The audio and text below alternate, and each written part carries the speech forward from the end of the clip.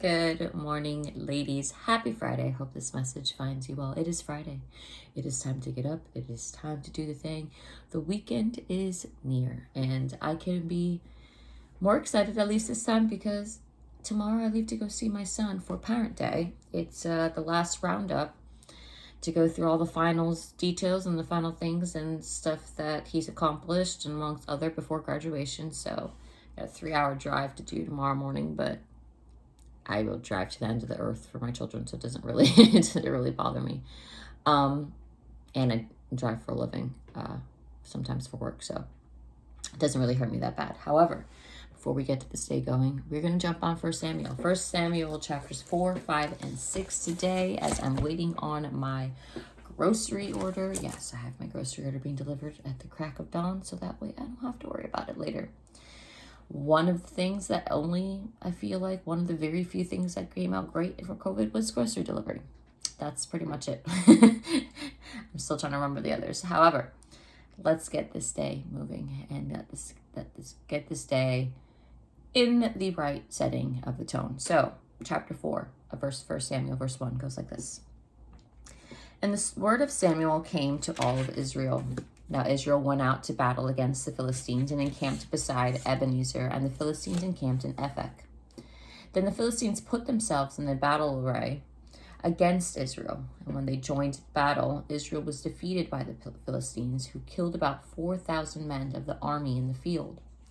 And when the people had come into the camp, the elders of Israel said, "Why has the Lord defeated us today before the Philistines? Let us bring the ark of the covenant of the Lord from Shiloh to us, that when it comes among us, it may save us from the hand of our enemies." So the people sent to Shiloh, that they might bring from there the ark of the covenant of the Lord of the hosts, who dwells between the cherubim. And the 2 sons of Eli, Hophni and Phinehas, were there with the ark of the covenant of God. Verse 5, and when the ark of the covenant of the Lord came into the camp, all Israel shouted so loudly that the earth shook. Now when the Philistines heard the noise of the shout, what does the sound of this great shout in the camp of the Hebrews mean? Then they understood that the ark of the Lord has come into the camp. So the Philistines were afraid, for they said, "God has come into the camp." And they said, "Woe to us, for such a thing has never happened before. Woe to us, who will deliver us from the hand of these mighty gods? These are the gods who struck the Egyptians with all plagues in the wilderness. Be strong and conduct yourselves like men, you Philistines, that you do not become servants of the Hebrews, as they've been taught to you. Conduct yourselves like men and fight." So the Philistines fought, and Israel was defeated, and every man fled to his tent. There was a very great slaughter, and there fell of Israel 30,000 foot soldiers. Also the ark of God was captured, and the 2 sons of Eli, Hophni and Phinehas, died.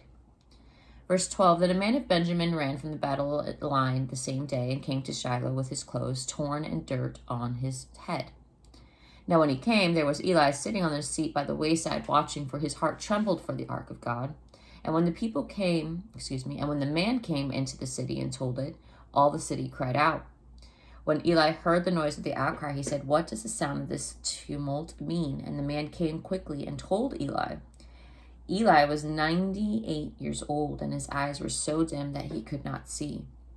Verse 16, then the man said to Eli, "I am he who came from the battle, and I fled today from the battle line."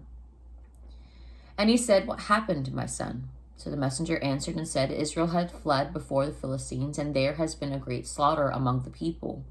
Also your 2 sons, Hophni and Phinehas, are dead, and the ark of God has been captured." Then it happened, when he made mention of the ark of God, that Eli fell off the seat backward by the side of the great gate, and his neck was broken, and he died, for the man was old and heavy, and he had judged Israel 40 years. Verse 19, now his daughter-in-law, Phinehas' wife, was with child, due to be delivered, and when she heard the news that the ark of the God was captured, and that her father-in-law and her husband were dead, she bowed herself and gave birth, for her labor pains came upon her. Verse 20, and about the time of her death, the women who stood by her said to her, "Do not fear, for you have borne a son." But she did not answer, nor did she regard it. The glory has departed from Israel, because the ark of God has been captured, and because of her father-in-law and her husband. And she said, "The glory has departed from Israel, for the ark of God has been captured." Chapter 5, verse 1. Then the Philistines took the ark of God and brought it from Ebenezer to Ashdod. When the Philistines took the ark of God, they brought it into the house of Dagon and set it by Dagon. And the people of Ashdod arose early in the morning. There was Dagon, fallen on its face to the earth before the ark of the Lord. So they took Dagon and set it in its place again. And when they arose early the next morning, there was Dagon, fallen on its face to the ground before the ark of the Lord. The head of Dagon had both the palms of its hands were broken off on the threshold. Only Dagon's torso was left of it. Therefore, neither the priests of Dagon nor any who came onto Dagon's house tread on the threshold of Dagon and Ashdod to this day. Verse 6, but the hand of the Lord was heavy on the people of Ashdod, and he ravaged them and struck them with tumors, both Ashdod and its territory. And when the men of Ashdod saw how it was, they said, the ark of the God of Israel must not remain with us, for his hand is harsh toward us and Dagon our God. Therefore they sent and gathered to themselves all the lords of the Philistines and said, what shall we do with the ark of the God of Israel? And they answered, let the ark of the God of Israel be carried away to Gath. So they carried the ark of God of Israel away. So it was, after they had carried it away, that the hand of the Lord was against the city with a very great destruction. And he struck the men of the city, both small and great, and tumors broke out on them. Therefore they sent the ark of God to Akron. So it was, as the ark of God came to Akron, that the Akronites cried out, saying, they have brought the ark of God of Israel to us, to kill us and our people. So they sent and gathered together all the lords of the Philistines and said, send away the ark of the God of Israel, let it go back to its own place, so that it does not kill us and our people. For there was a deadly destruction throughout all the city. The hand of God was very heavy there. Verse 12, and the men who did not die were stricken with tumors, and the cry of the city went up to heaven. We are in chapter 6, verse 1. Now the ark of the Lord was in the country of the Philistines 7 months, and the Philistines called for the priests and the diviners, saying, what shall we do with the ark of the Lord? Tell us how we should send it to its place. So they said, if you send away the ark of the God of Israel, do not send it empty, but by all means return it to him with a trespass offering. Then you will be healed, and it will be known to you why his hand is not removed from you. Verse 4, then they said, what is the trespass offering which we shall return to him? They answered, 5 golden tumors and 5 golden rats, according to the number of the Lord of the Philistines, for the same plague was on all of you and on your hands.